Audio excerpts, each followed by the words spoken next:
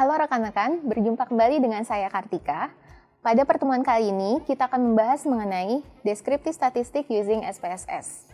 Nah, kali ini kita akan menjelaskan bagaimana mengolah data dengan SPSS sehingga lebih efektif dan efisien. Kita langsung lihat pada contoh soalnya. Pengusaha beras Rojo Lele mempunyai 20 kios yang tersebar di wilayah Jakarta Barat dan Jakarta Utara. Nah, sang pemilik ini ingin melakukan riset tentang usahanya. Bantulah pemilik beras tersebut melakukan analisa data agar mendapatkan informasi yang jelas mengenai usahanya tersebut. Berikut adalah data pendapatan tahunan di 20 kios selama tahun 2019.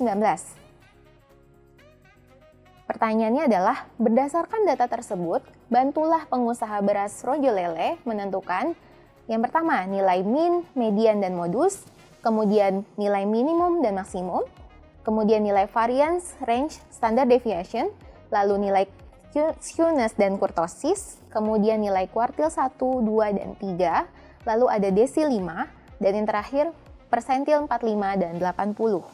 Mari kita lihat pengolahan datanya pada SPSS. Oke, langkah SPSS-nya adalah sebagai berikut. Yang pertama, kita buka terlebih dahulu IBM SPSS Statistik, sehingga tampilannya akan menjadi seperti berikut.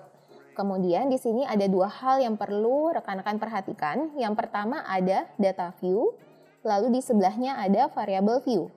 Data view adalah tempat kita meletakkan data-data kita. Sedangkan untuk variable view adalah tempat kita meletakkan nama variabel kita. Nah, pertama kita buat terlebih dahulu nama variabelnya. Di sini saya udah masukkan nama variabelnya adalah pendapatan. Kemudian kita masuk ke data view. Nah, saya sudah mengcopy untuk data pendapatannya.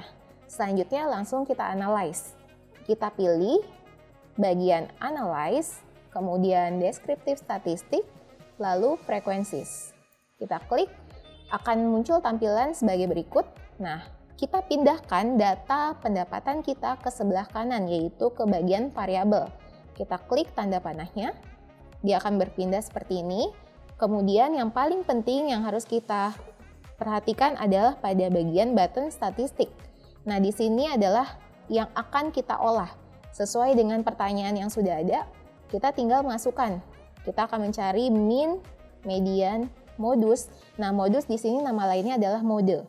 Kemudian ada nilai minimum, maksimum, lalu ada standar deviasi, variance, range, kemudian ada nilai skewness, kurtosis, kemudian kita juga akan mencari nilai kuartil, ada kuartil 1, 2, dan 3, selanjutnya kita akan masukkan desi 5. Nah, karena di sini tidak ada desi 5, maka desi 5 kita ubah menjadi persentil dengan cara kita kali 10, sehingga kita klik di sini persentil, kita masukkan menjadi 50, lalu kita add. Kemudian kita masukkan untuk persentil 45, kita add kembali, dan yang terakhir kita masukkan persentil 80, lalu kita add. Nah, setelah kita masukkan semua pertanyaan yang diminta, kita klik continue, lalu di sini kita klik kembali pada bagian chart. Nah, pada button chart dia ada pilihan bar chart, pie chart, dan histogram, tergantung dari yang diminta. Nah, di sini kita coba saja untuk menunjukkan histogram. Nah, bagian histogram boleh kita klik show normal curve on histogram. Maksudnya biar kita bisa memunculkan kurva normalnya seperti apa. Kalau sudah, kita klik continue, kemudian oke.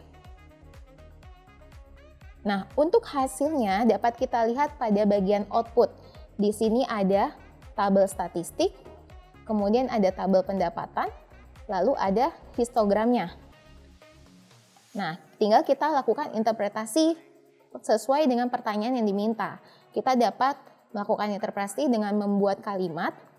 Saya berikan contoh untuk min, median, dan modus. Tinggal kita buat. Jadi, nilai rata-rata, nilai median, dan nilai modus untuk pendapatan beras Rojo Lele adalah sebesar Rp17.650.000, Rp18 juta, Rp20 juta. Nah, ini kenapa kita buat dalam juta, karena sesuai dengan satuan yang ada di soal, dia satuannya dalam juta rupiah. Nah, untuk yang lainnya kita juga buat interpretasinya seperti yang sebelumnya. Demikian pembahasan kita mengenai deskriptif statistik using SPSS. Sampai jumpa pada kesempatan selanjutnya. Selamat belajar!